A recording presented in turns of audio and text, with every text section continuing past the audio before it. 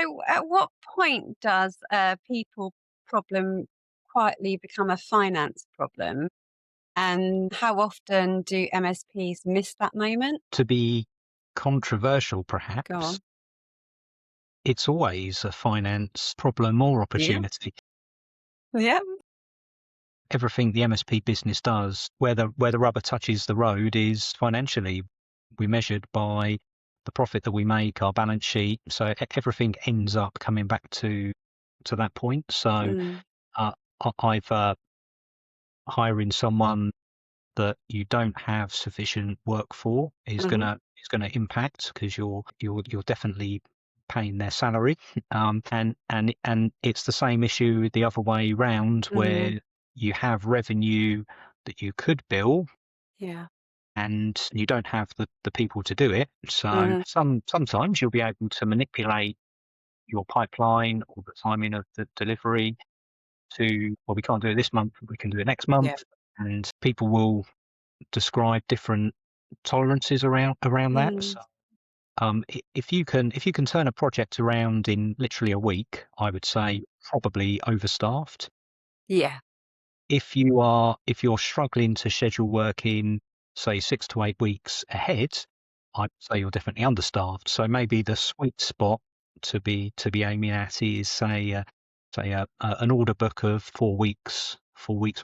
So if you were then having that as a number, perhaps you measure, as soon as you're going over that 20 working days worth of won but not delivered work, then we need to be hiring, basically. If we're happy that there's sufficient pipeline as well. Exactly. And so how far ahead do you wanna look at that? Because that's pipeline is never guaranteed. Mhm. Projects that are booked in are obviously guaranteed to a certain degree, depending on how it's billed, etcetera. How do it's that sweet spot again, isn't it? It's almost like a seesaw to try and work out when is the right time to go, "Right, okay, let's do this. We need to recruit." And I think, sure, I've not answered your question at all, but It's okay. to go sort of top down, I mean, fundamentally, that's what the attraction of the MSP business model is. Mm, We want to create a business with a recurring revenue, mm, and for that percentage of revenue to be as high as possible. yeah, Again, there's a balance to be struck there, but if your business is entirely project based, it puts a lot of pressure on your forecasting and mm, pipeline and planning. Whereas if your business is based around recurring services, so we know there's a certain amount of activity that we do that will happen, and that we're effectively paid or will be paid for it. It's already won.